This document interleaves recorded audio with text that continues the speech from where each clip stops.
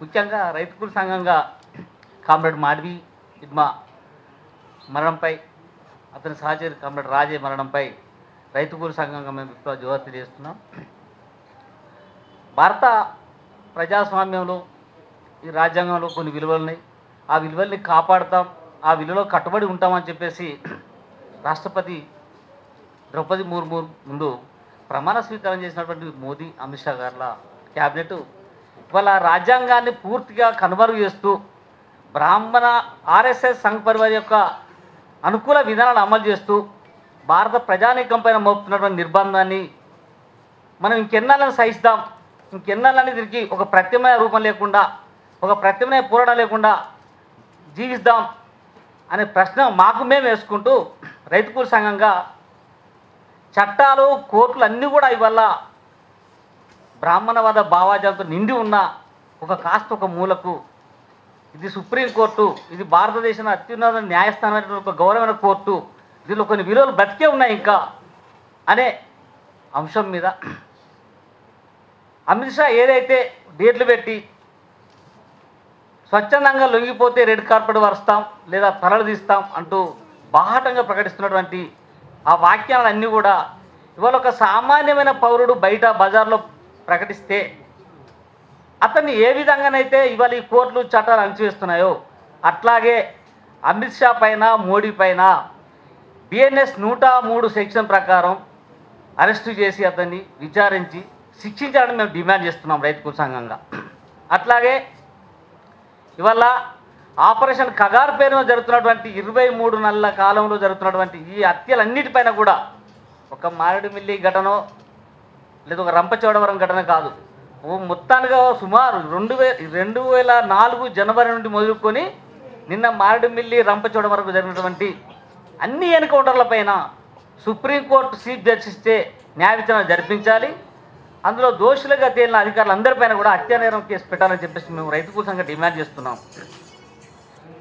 ఈరోజు మారేడుమిల్లి ఘటనకు, రంపచోడవరం ఘటనకు నిరసనగా ప్రధానంగా మారేడుమిల్లి అంశాన్ని ఎత్తిపడుతూ పూర్వ విద్యార్థులు నిర్వహిస్తున్న ఈ సభకు వక్తలు అందరూ అన్నారు కిక్కిరిసిపోద్దేమో హాలు అని ఊహించామన్నారు. కిక్కిరిసిపోదు. మనం జనం కామ్రేడ్ కోటన అన్నట్టు కదులుదాం కదులుదాం మనమంతా, కదులుదాం కదులుదాం జనమంతా అనే పాట ప్రజాకళాకారి. ఇవాళ హిడ్మా కాదు, మొన్న జరిగిన గరియాబంద్ కావచ్చు, కోలమార్గ కావచ్చు, అట్లాగే చెల్పా కావచ్చు. నిన్న మొన్న అక్క వాళ్ళు కూడా పోయినారు. చెల్పా కామనుడు మధు వర్ధసభ నిన్న రాణపూర్ గ్రామం పెద్దపల్లి జిల్లాలో జరిగింది. మన కార్యక్రమాలను కేవలం కొంతవరకే మన స్నేహితులు కూడా పూర్తిస్థాయిలో మనం ఇన్వాల్వ్ చేయగలకపోవడం కూడా వాళ్ళు ఈ కార్యక్రమాలు తేలంగా జరగడానికి ఒక కారణం అనేది కూడా మేము భావిస్తున్నాం. ఈరోజు భారతదేశ వ్యాప్తంగా జరుగుతున్నటువంటి అణచివేత కేవలం ఆదివాసులు, ఖనిజాలు, దోపిడీ, ఆదాని, అంబానీ ఈ పదాలు దొరలని రోజు అంటూ ఈ రోజులలో లేదు. దరిదాపు 23 నెలల కాలం నుంచి కూడా విరసం వాళ్ళ సాహిత్యం చూసినా, పూర్వ విద్యార్థుల సాహిత్యం చూసినా, జనశక్తి పార్టీ సాహిత్యం చూసినా, కళాకారుల సాహిత్యం చూసినా ఈ పదాలు ఖచ్చితంగా ఉంటున్నాయి. కానీ వీటి మీద కేవలం మన సంస్థలు, మన సంఘ సభ్యుల వరకే దీని మీద ఒక అవగాహన ఉంది తప్ప కింది స్థాయిలో అవగాహన కల్పించకపోతున్నది కూడా మనం అందరం గమనించాలి.